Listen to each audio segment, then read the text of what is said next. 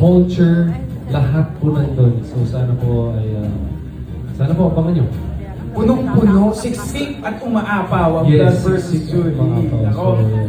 April 6, mga kapamilya, sa Lunes na po, panoorin natin. Again, Kuya Jay, maraming salamat Maraming salamat, always yes. going back dito sa pamilya. Pero syempre, mga kapamilya, team live, hindi pa tayo nag-Gerald at saka ni... Oo!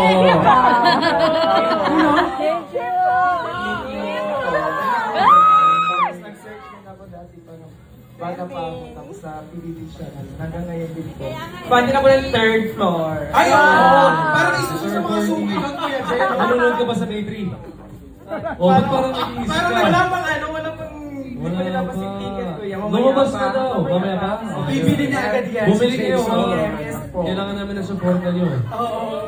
Sa gitna ng mga pag-uusap tungkol sa kanyang mga nakaraang relasyon at kasalukuyang estado sa buhay, inamin ni Gerald Anderson sa isang eksklusibong panayam na hanggang ngayon ay mayroon pa rin siyang damdamin para kay Kim Chiu. Sinabi niya na sa kabila ng mga taon na lumipas at ng mga pagbabago sa kanilang mga buhay, hindi niya maiwasang maalala ang mga masasayang sandali na kanilang ibinahagi noong sila pa ay magkasama. Ayon sa kanya, si Kim ay isang espesyal na tao sa kanyang buhay na nagbigay daan sa kanya na matuto ng maraming bagay tungkol sa pag-ibig at pagpapahalaga sa mga relasyon. Idinagdag din niya na bagaman alam niyang may sarili na silang mga landas na tinatahak, umaasa siyang manatili silang magkaibigan at magkaroon pa rin ng magandang ugnayan sa hinaharap.